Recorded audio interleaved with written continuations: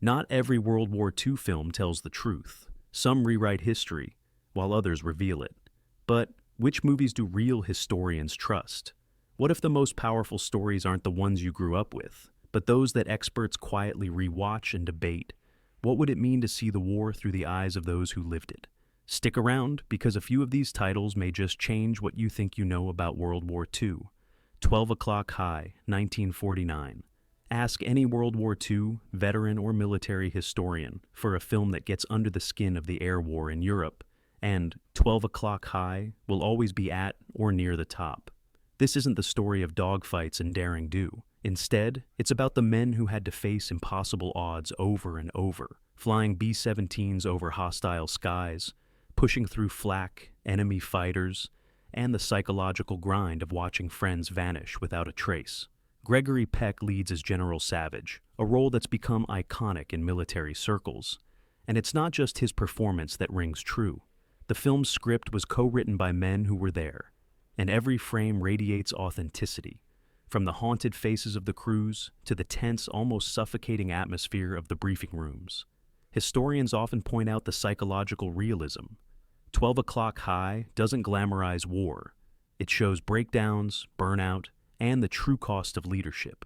The U.S. Air Force even used the film for decades as a training tool in officer leadership courses. There are no scenes of Hollywood bravado here, just the relentless, grinding reality of the air war, captured with an honesty that's still powerful today.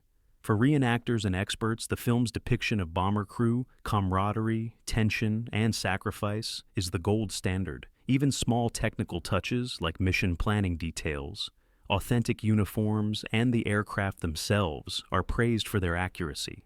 12 O'Clock High isn't just a movie, it's a window into the most brutal chapter of aerial combat. And it's a testament to how Hollywood, at its best, could capture real history without flinching. The Longest Day, 1962.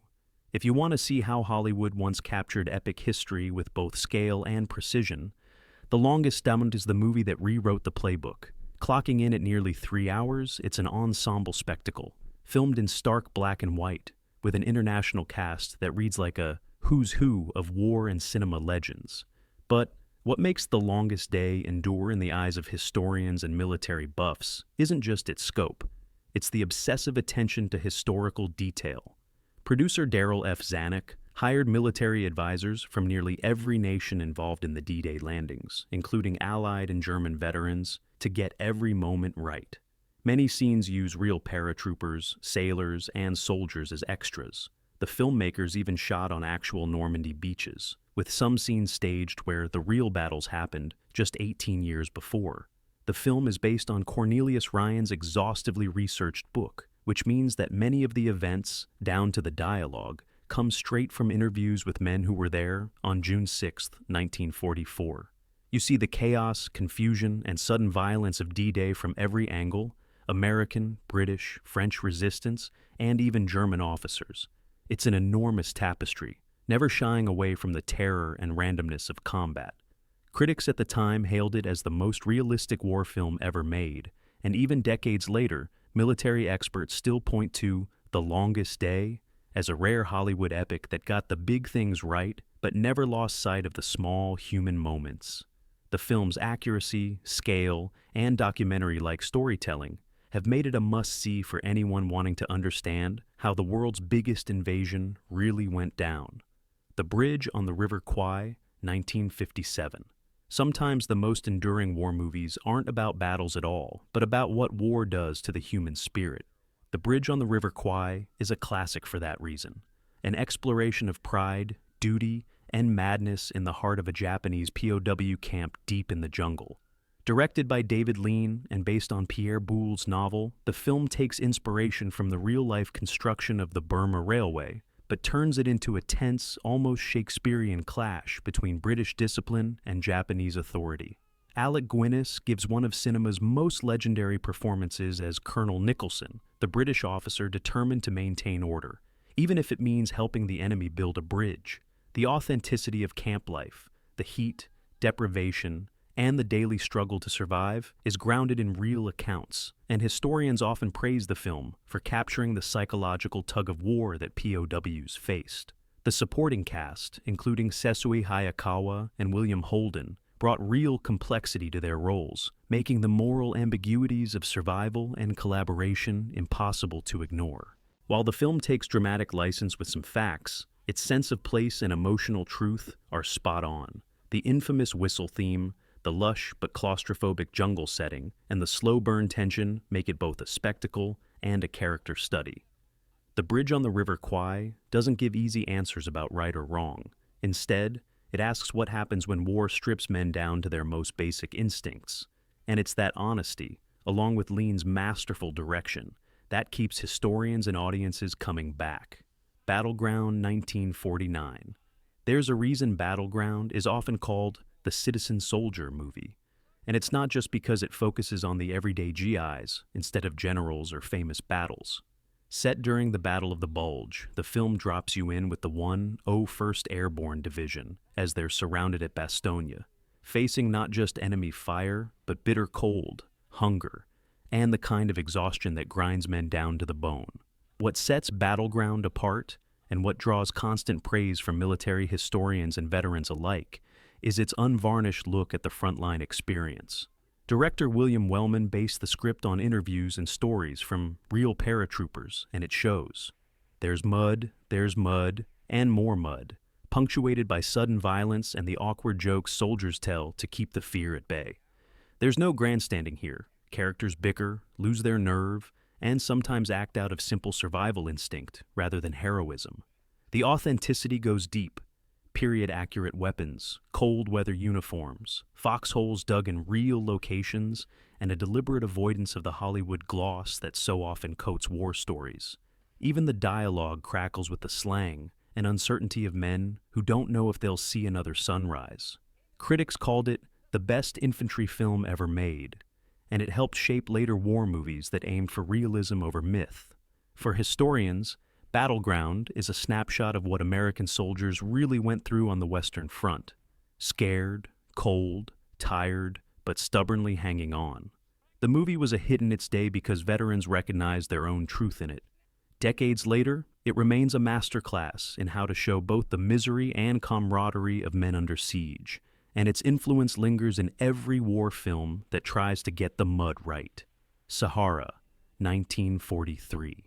Sahara isn't just a Humphrey Bogart vehicle, it's a classic piece of wartime filmmaking that dives into the desperate, dust-choked struggle of the North African campaign. The story follows a ragtag group of Allied soldiers, Americans, Brits, French, and even a Sudanese rifleman stranded in the Libyan desert, desperately short on water, with a broken-down tank as their only hope.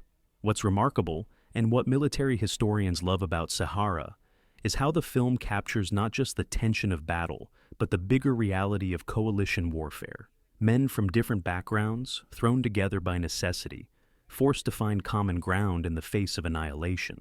The tank itself, named Lulu Bell, becomes a character, worn, battered, and as exhausted as the men inside. Unlike the big set-piece war films, Sahara focuses on small moments of desperation and ingenuity. A dying man whispering the location of a well, a silent truce broken by a single shot, and the constant threat of dehydration. The film was made with technical advice from real military personnel and shot in California's deserts to mimic the North African landscape. Bogart, as the stoic sergeant, anchors the ensemble with grit and subtlety, never slipping into caricature. Critics and reenactors still praise the film for its respect for detail, from the makeshift repairs on the tank to the multicultural cast reflecting the real Allied forces in North Africa. Sahara may play like an adventure, but underneath, it's about survival, leadership, and the strange, fleeting brotherhoods formed in war. It's a film that's both suspenseful and hauntingly real, and its dusty, desperate authenticity still resonates with anyone who studies the true face of desert combat. Stalag 17, 1953. Long before war movies embraced the gritty gray areas of morality, Billy Wilder's Stalag 17 took audiences into the darkly comic and deeply tense world of a German POW camp. The film stands out not just for its sharp writing and unexpected humor, but for the way it nails the claustrophobic anxiety and suspicious camaraderie of men trapped behind enemy lines. Based on the Broadway play by two former POWs, Stalag 17 tells the story of American airmen who suspect one of their own is betraying them to the guards. William Holden's performance as the cynical, streetwise Sefton won him an Oscar, but it's the ensemble cast, each character with quirks, feuds, and their own private fears. That gives the film its pulse. Historians praise Stalag 17 for the way it breaks down the POW experience: boredom, constant surveillance, dark humor as a survival tool, and the constant presence of doubt and betrayal. The camp itself is recreated with attention to the smallest details, from the squalid bunks to the coded messages hidden in Red Cross parcels. Wilder, himself a refugee from Nazi Germany, weaves authenticity into every frame, making the audience feel the monotony, the tension, and the desperate hope that defines life in captivity. The film doesn't offer clear heroes or villains. Instead, it's about suspicion, resilience, and the need to trust, or at least tolerate, those around you. For reenactors and experts, Stalag 17 isn't just a classic, it's a living document of the psychological warfare that went on long after the shooting stopped, and it remains one of the most nuanced, realistic portrayals of WWII life ever put on film. They Were Expendable, 1945. They Were Expendable is not just another World War II film. It's a haunting elegy for the lost cause, shot through with the authenticity and heartbreak that only director John Ford could deliver. Set in the Philippines during the early days of the Pacific War, the film follows the men of the U.S. Navy's PT boat squadrons as they face the overwhelming might of the Japanese advance. Starring Robert Montgomery, who himself commanded a PT boat during the war, and John Wayne in one of his most restrained and human performances, the movie pulls no punches about the futility and exhaustion faced by those left behind. What historians and military experts consistently praise is the film's unflinching realism. Ford uses actual Navy equipment, enlists real servicemen as extras, and refuses to sugarcoat the desperate, retreating action. The film's battle sequences are shot with a documentary eye, chaotic, confusing, and often ending in retreat instead of victory. Instead of triumphant speeches, you get the weary resolve of men who know they're fighting a losing battle, yet keep going for each other, and for a cause that seems all but hopeless. Even the relationship between the officers and enlisted men is honest, sometimes tense, always grounded in shared danger. The sense of place, the humid, war-torn islands, the battered boats, the makeshift bases, is captured with a level of detail that reenactors and veterans still point to as some of the most faithful ever put to screen. They Were Expendable endures because it doesn't glorify war or offer easy catharsis. It honors the reality of sacrifice and the quiet dignity of those who held the line, knowing they might never see home again. For students of World War II cinema, it's an essential, deeply moving watch. Destination Tokyo, 1943. Destination Tokyo is one of those rare Golden Age submarine films that still gets cited in naval circles, not because it's a spectacle of underwater action, but because it nails the day-to-day reality of life beneath the waves. Starring Cary Grant as the cool-headed skipper of the USS Copperfin, the story follows an American submarine on a secret mission to infiltrate Tokyo Bay and scout for the Doolittle raid. What makes Destination Tokyo special to historians and Navy veterans is its devotion to operational authenticity. The filmmakers worked closely with the U.S. Navy, getting access to technical manuals, training films, and even using actual submariners as consultants and extras. The submarine sets were constructed to exacting standards, down to the cramped bunks, control panels, and torpedo rooms, all claustrophobic and absolutely believable. The tension in the film comes not just from enemy depth charges, but from the psychological strain, the endless routines, the close quarters, the quiet heroism of men who know that a single mistake could mean disaster. Destination Tokyo doesn't shy away from showing the toll the mission takes, nor from the ingenuity needed to survive. Jury-rigged repairs, medical emergencies, and the split-second decisions of command. Grant's performance anchors the crew, giving both a sense of authority and the necessary warmth to hold them together. While there's inevitably some wartime propaganda in the film, its attention to technical and emotional truth stands out. For naval historians and enthusiasts, Destination Tokyo remains a touchstone for submarine realism, and a reminder of just how perilous and just how vital the silent service was in winning the Pacific War. The Best Years of Our Lives, 1946. While many World War II films focus on battles and bravery overseas, The Best Years of Our Lives turns its gaze homeward, tracing the difficult journey of three veterans returning to small-town America after the guns have gone silent. What sets this film apart, and makes it a perennial favorite among historians, sociologists, and even psychologists, is its unsparing honesty about the costs of war that don't end with victory parades. Director William Wyler, himself a veteran, insisted on real locations, naturalistic acting, and casting actual disabled veteran Harold Russell in a key role. The result is a film that resonates with lived experience: awkward homecomings, jobs lost, marriages strained, and the invisible wounds that haunt even the luckiest survivors. Each character, played by Dana Andrews, Frederick March, and Russell, faces a different kind of battle: alcoholism, trauma, and the sense of being left behind. The film was groundbreaking for its time, showing PTSD before it even had a name, and confronting audiences with the reality that moving on isn't simple. Critics and veterans alike praised it for refusing to offer pat solutions or sentimentality. The film swept the Oscars, but its real legacy is how it made an entire nation look honestly at the men and women coming home, honoring their sacrifices not with speeches, but with empathy and truth. For historians, The Best Years of Our Lives remains the definitive portrait of what happens after the war is won, a film as relevant and powerful today as it was in the uncertain years just after World War II. 30 Seconds Over, Tokyo 1944. When you talk about Hollywood telling true stories while memories are still fresh, 30 Seconds Over Tokyo is the blueprint. This film recounts the Doolittle raid of April 1942, the first daring U.S. bombing strike against Japan after Pearl Harbor. What historians and military buffs love is the level of accuracy. The movie was adapted directly from the memoir of pilot Ted Lawson, who actually flew on the mission and consulted on set.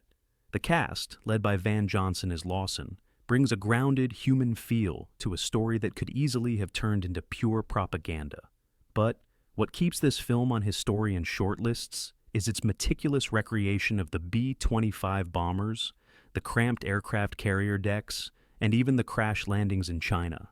MGM worked closely with the U.S. Army Air Forces, gaining access to actual military planes and using veterans as technical advisors. The film's effects, miniatures, real flight footage, and some of the most detailed cockpit sequences of its day were state-of-the-art, and even today, you'll find aviation enthusiasts praising its authenticity. What also stands out is how the film handles loss and uncertainty. Lawson's own injury and amputation are portrayed with a starkness rare for wartime cinema, never flinching from the physical and psychological price paid. 30 Seconds Over Tokyo became a rallying point for American audiences, but it's endured because it refuses to glorify war. Instead, it shows the courage and camaraderie of men on a near-suicidal mission, their doubts and quiet heroism, and the resilience that would shape the Pacific conflict for years to come. For anyone wanting to understand how Hollywood honored real sacrifice in real time, this film is a must-watch. In Which We Serve, 1942. In Which We Serve is one of those rare films that feels like a time capsule and a rallying cry rolled into one. Though a British production, its influence in Hollywood and among Allied nations can't be overstated. Co-directed by Noel Coward, who also stars as the indomitable Captain Kinross, and David Lean, the film dramatizes the fate of a Royal Navy destroyer and her crew as they face both the terror of German attacks and the heartbreak of loss at sea. What marks this film for historians is its origin.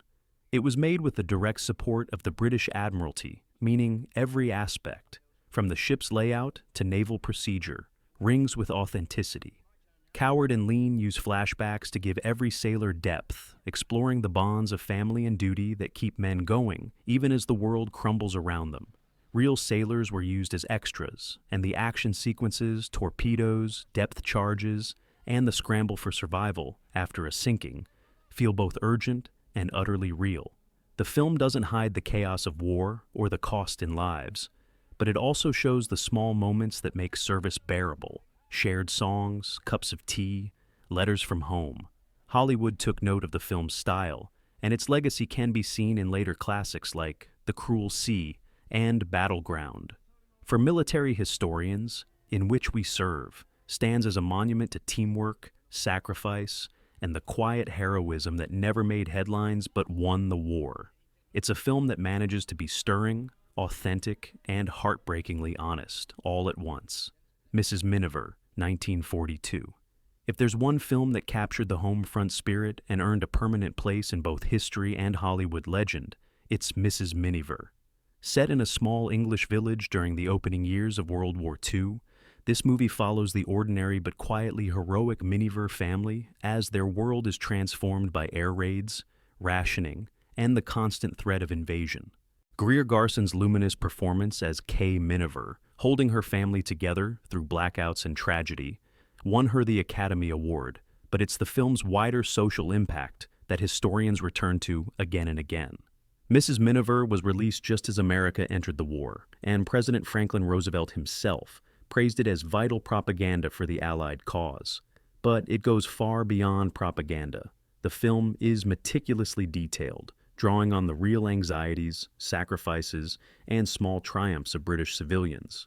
Director William Wyler shot on detailed sets that captured the everyday realities of war: gas masks in kitchen cupboards, gardens turned into bomb shelters, and the strain visible in every adult's eyes. The film famously ends with a church service amid ruins, a moment that echoed the true resilience of Britain's home front and inspired audiences on both sides of the Atlantic. For historians, Mrs. Miniver stands as a testament to the power of ordinary people, the pain of loss, and the ways in which war transforms even the smallest corners of life. Its legacy endures not only as great cinema, but as an artifact of what it meant to endure the Blitz and to never give in. The Guns of Navaron, 1961. The Guns of Navaron remains one of the most thrilling and enduring war epics from Hollywood's golden age, not just for its action, but for its sense of tension and authenticity. Based on Alistair MacLean's best-selling novel and set in the Greek islands, the film chronicles a desperate Allied commando mission to destroy two massive German guns threatening Allied naval operations. What makes this film stand out for historians is the balance it strikes between blockbuster entertainment and military realism. Producer Carl Foreman and director J. Lee Thompson went to great lengths to ensure the commandos' tactics, weaponry, and even the climbing sequences felt plausible, drawing on the experience of real-life wartime saboteurs. The ensemble cast, Gregory Peck, David Niven, and Anthony Quinn, breathe life into characters that are more than stereotypes. Each man is shaped by experience, doubt, and a very real fear of failure. The film's depiction of sabotage operations and the dangerous, often chaotic teamwork required rings true with the accounts of actual special operations veterans. The landscape, shot on location in the Mediterranean, adds a layer of authenticity rarely matched in studio-bound productions.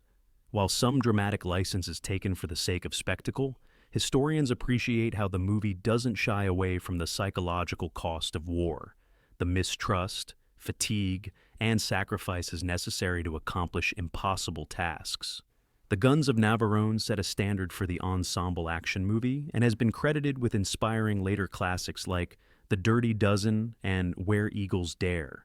It's a film that shows how, in the chaos of war, ingenuity and determination can sometimes achieve the impossible, and how even heroes are haunted by the price they pay. To Hell and Back, 1955. Few war films can claim the level of authenticity found in To Hell and Back, and for good reason. Its star and subject, Audie Murphy, was the most decorated American combat soldier of World War II, playing himself. The film, adapted from Murphy's best-selling memoir, offers an unflinching account of his journey from Texas farm boy to battlefield legend in Italy and France.